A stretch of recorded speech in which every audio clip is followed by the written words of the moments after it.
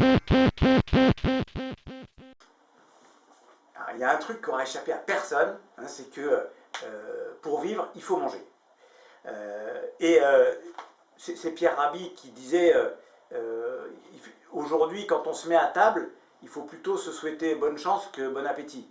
Parce qu'on a trop de produits de mauvaise qualité qui sont souvent avec des pesticides, etc. Juste quelques chiffres. Un steak frites aujourd'hui, c'est 4 kg d'émissions de CO2.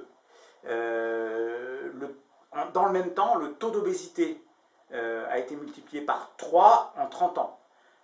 Et un patient qui souffre donc d'obésité, c'est un coût pour la sécurité sociale de 3 000 euros par an en moyenne.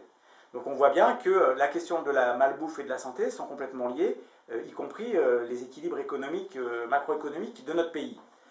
Pour ramener ça à notre territoire sur un autre sujet, aujourd'hui sur l'agglo de Chambéry, 98% des produits alimentaires consommés par les habitants vient de l'extérieur et importé dans le territoire.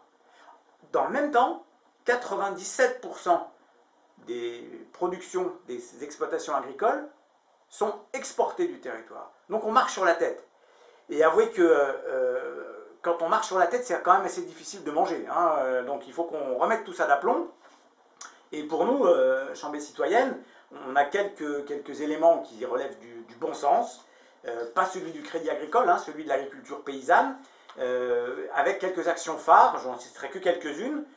Des cantines bio et locales à 100%, et on veut en faire le moteur d'une, on peut le dire comme ça, d'une révolution au sens d'une évolution radicale pour changer l'économie agricole en prenant le temps, et parce que c'est un moyen aussi d'aider les agriculteurs à mieux vivre de leurs produits, de leur production locale. Deuxième chose importante, une préservation majeure des terres agricoles. On évoque la possibilité de créer des ZAP, des zones agricoles protégées, pour sanctuariser entre guillemets les terres agricoles, stopper l'extension des zones d'activité économique qui grignotent progressivement du terrain agricole, aider aussi à l'installation de maraîchers. Aujourd'hui, on n'a que 60 hectares de maraîchage sur le territoire.